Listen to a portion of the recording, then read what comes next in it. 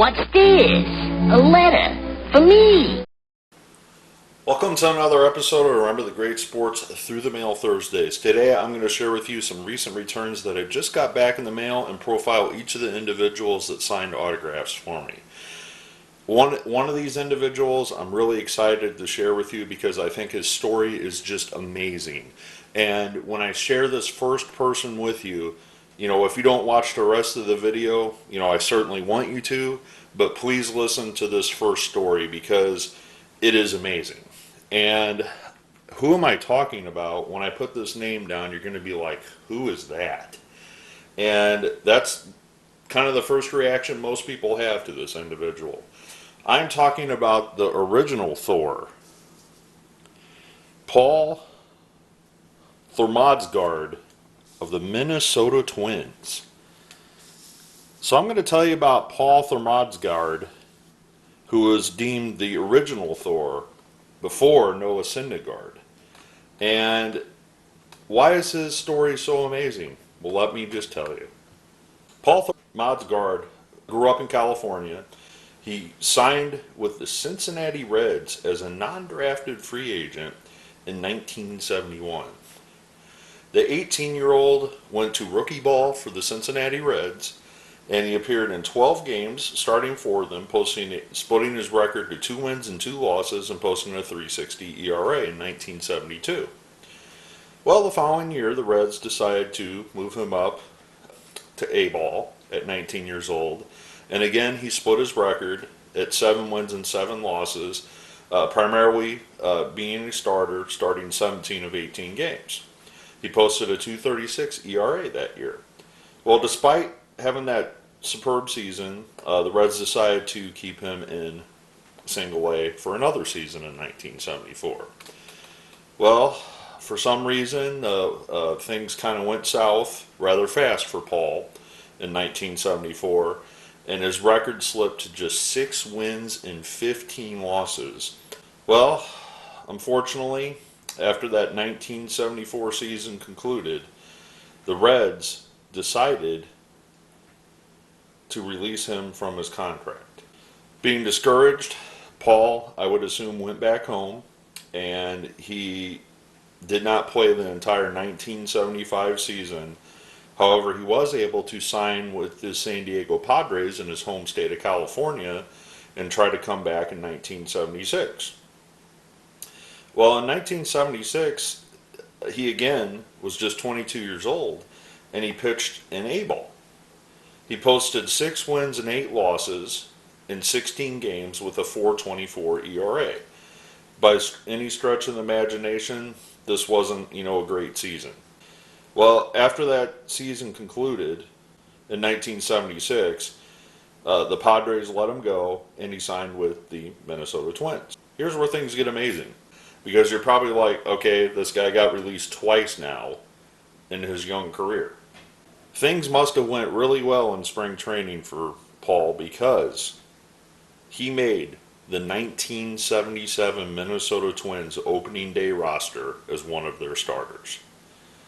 This is a guy that had not pitched above A-ball, was released 2 times from Single A affiliates, 2 different affiliates, and he made the opening day roster of the 1977 Minnesota Twins. The Twins placed him in their starting rotation, and in Paul's rookie season, he started 37 games for the Minnesota Twins, posting 11 wins and 15 losses in his very first year in the major leagues at 23 years old.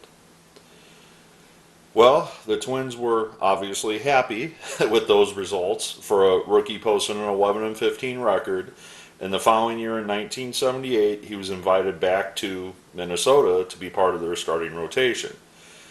Well, unfortunately, things didn't work out so well in 1978, and his record slipped to just 1-6 in 12 starts for the Twins, which forced them to demote him down to AAA.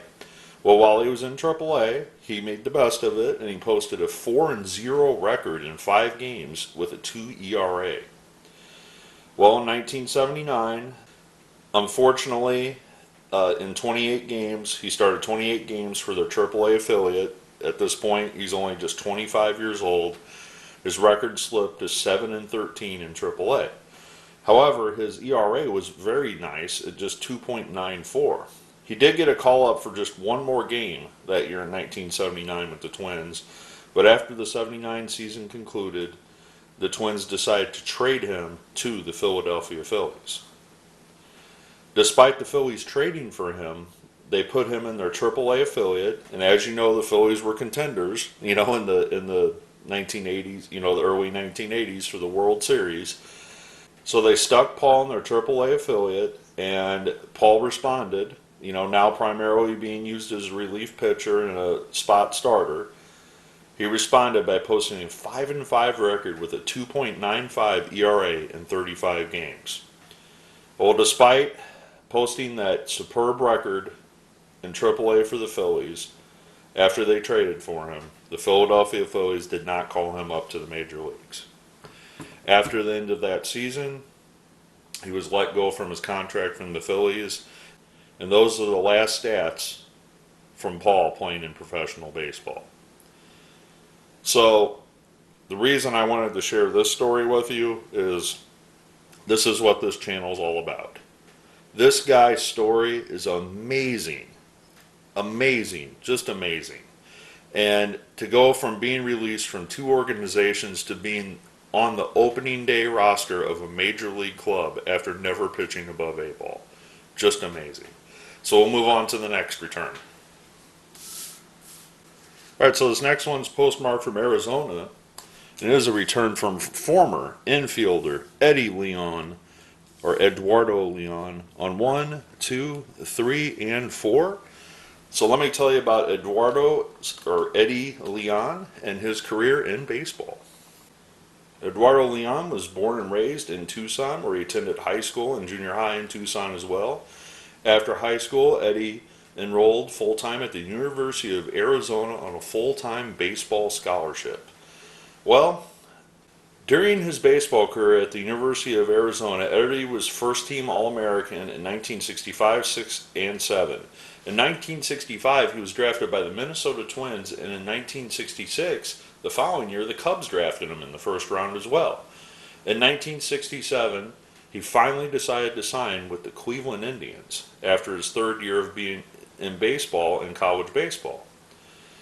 Now, most people at this time would jump at the opportunity to play professionally, which Eddie obviously did, but he made an arrangement with the Cleveland Indians to allow him to play and finish his degree. Well, his first year in 1967, he was immediately sent to their AA affiliate, the Cleveland Indians, and in 68 games between AA and AAA, he posted a 209 batting average while playing second base and shortstop for the Indians. While on the fast track to the majors in 1968, he was moved up to AAA, and he posted a 245 batting average in 137 games in 1968 for the Indians. Well, as a reward, the Indians brought him up for a major league debut on September 9th, 1968. Eddie would finish out the year in 1968, but more importantly, he would finish out the year finishing his degree. Eddie would graduate in 1968 with a Bachelor of Science degree in Civil Engineering. Later in life, Eddie would use this degree to his advantage, and we'll get to that in a second, but we're back to baseball for now. Well, after being a new graduate in 1968, Eddie returned to the Cleveland Indians in Cleveland, where he was kind of a split platoon player, appearing in 64 games for the Indians that season. Well, in 1970, the full-time position was his, and he batted .248, appearing in 132 games for the Indians that year. The following year, in 1971, he appeared in 131 games for the Indians, and the following year, in 1972, he would appear in just 89 games when he was relegated back to being a part-time position player. Well, in 1973, he would be traded to the Chicago White Sox. The White Sox would put him in the lineup for 127 games in 1973, but by the 1974 season, he was again delegated to bench duties and appeared in just 31 games in 1974 for the White Sox. The White Sox, after the 74 season, would then trade him to the New York Yankees. Well, his career, albeit, will be very brief with the Yankees, because he would appear in just one game in 1975 with the Yankees in the major leagues before they released him on May 5th, 1975. So, one game with the Yankees, that's it.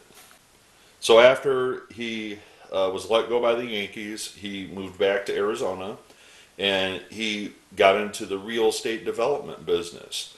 This is where he found that his degree was very helpful, and he made a career after his baseball playing career in real estate. Eddie became a charter member of the Pima County Sports Hall of Fame, was inducted into the Tucson High School Sports Hall of Fame, and is also in the University of Arizona Hall of Fame as well as a charter member. He also is one of Arizona Daily Star's top 100 Tucson athletes of the century, last century. So, very cool career. Talking about Eddie Leon, really sticking to his guns. I mean, he was drafted in the first round 2 times and chose not to sign and chase the money because he made the promise to himself or his family or whoever that his education was more important than playing professional baseball. So that tells you a lot about this character of this individual. And we'll move on to the next profile and introduce him to you as well. All right, so this next return, also, this guy had some adversity in his life. Similar to Thor that I introduced to you earlier, he had some adversity during his career, but this was not during his playing career. This was during his coaching career, and I'll get to that in a second. So who am I talking about? I am talking about former Baltimore Orioles infielder Tony Muser on one, him as a White Sox as well, and finally him on a coaching card from 1988. And this is a nice card. I love getting these leaders cards signed by the people that are on them. This is Glenn Bragg's that is actually on the card with Tony Muser. This is a 1988 Topps. I'm hoping one day maybe I get to see Glenn Bragg's. He's not a TTMer, but he does do some private signings and such, so maybe one day I'll be able to get that completed. So let me tell you about Tony Muser and his career in baseball and what he had to go through. Muser, a California native, was originally drafted by the San Francisco Giants in the 3rd round in the 1966 draft out of San Diego Mesa College. He instead decided not to sign with the Giants and instead signed as a minor league free agent the following year in 1967 with the Boston Red Sox.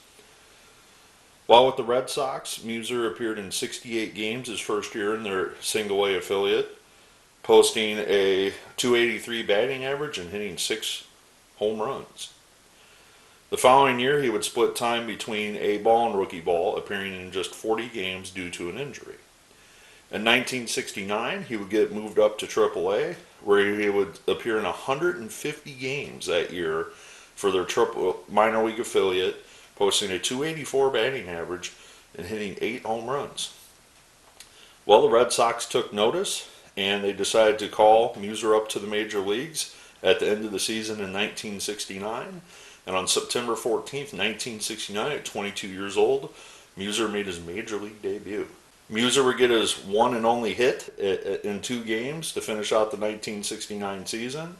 He would get 9 at-bats that year. And the following year in 1970, the Red Sox would stick him in AAA. Well, the Red Sox kept him in AAA for 114 games that season when he posted a .281 batting average with 5 home runs. Well, the left-handed hitting first baseman outfielder didn't get a call up back to Boston, and the Red Sox decided to trade him to the Chicago White Sox on March 31st, 1971, right before the 1971 season. He would appear in just 11 games that year for the White Sox in their major league affiliate, and in 1972, he would be kind of a split platoon player in 44 games for the White Sox, but he spent the majority of the 72 season in AAA. Well, the following year in 1973, the White Sox gave him a spot on their roster, and he appeared in 109 games that season for the White Sox, posting a .285 batting average. The following year in 1974, he would appear in 103 games for the White Sox And going into the 1975 season, he would make the club with the White Sox in spring training. And on June 15th, 1975, the White Sox shipped him to the Baltimore Orioles for Jesse Jefferson. Well, with the Orioles, Muser was used as he was versatile to play the outfield and first base. Muser, in his first year with the Orioles, appeared in 80 games. The following year, in 1976, he appeared in 136 games for the Orioles. And the following year, in 1977, he would appear in 120 games with the Orioles. Well, prior to the 1978 season, he went into spring training with the Orioles. However, they decided to let him go. In 1978, he signed as a free agent with the Milwaukee Brewers. He spent the majority of the season with the Milwaukee Brewers in their AAA affiliate, appearing in 78 games. Now, it's very important to talk about the Brewers, and we'll get back to that here in a second. Well, after the 78 season concluded, the Brewers let him go from his contract, and he decided to sign and play baseball overseas in Japan for the Cebu Lions in 1979. After spending that one season with Cebu, he decided to come back and, as a coach, signed on to become the manager of the Stockton Ports for the Milwaukee Brewers. The Ports won the league championship in 1980, his very first season being a manager, and he was moved up to Double-A El Paso the following year. After 2+ seasons in El Paso, during which Muser's teams went 176 and 162, Muser was promoted again, this time to Triple-A, to the Vancouver Canadians. After a season and a half, Muser was moved up to the Brewers coaching staff, where he served as the third base coach from 1985 through spring training in 1986.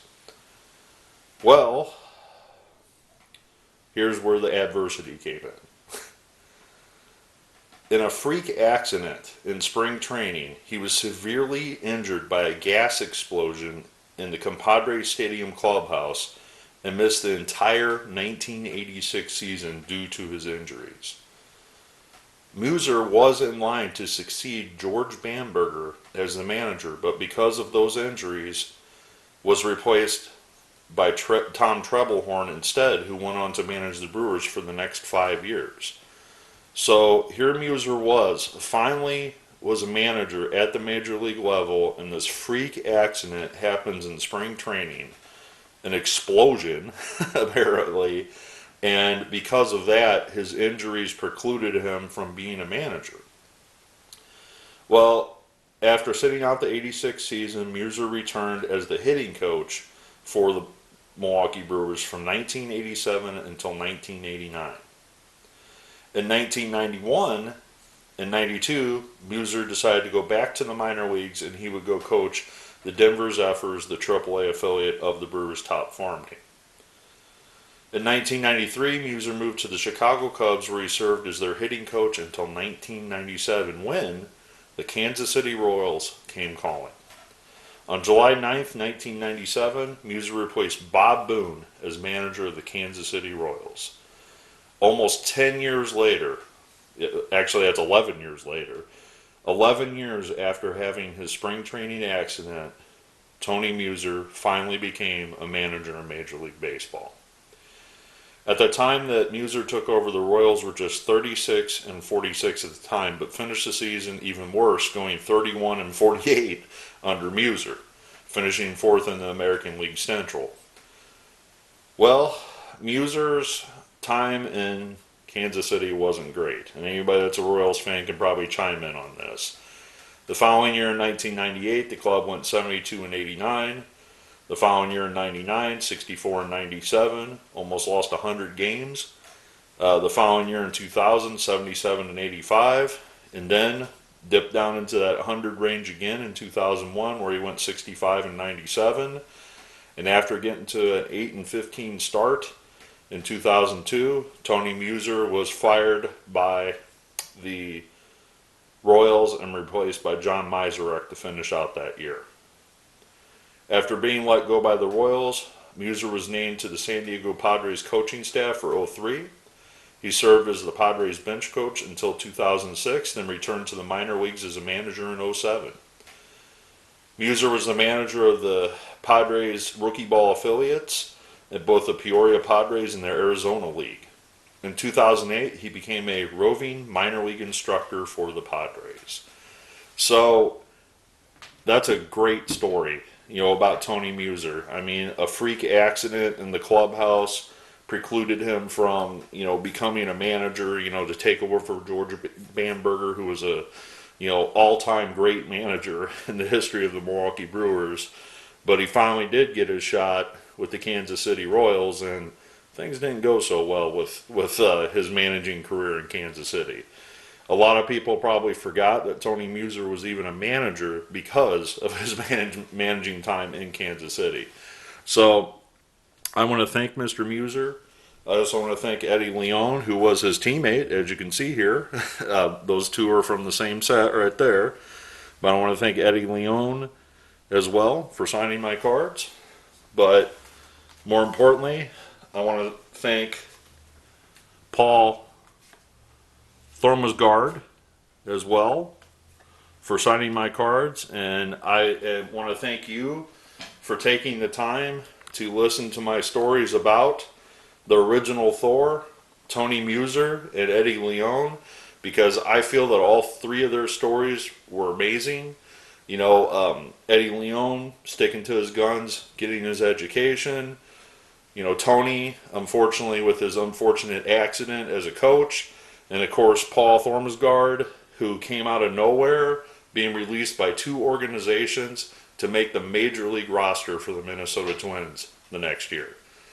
I look forward to your comments below, and as always, happy collecting.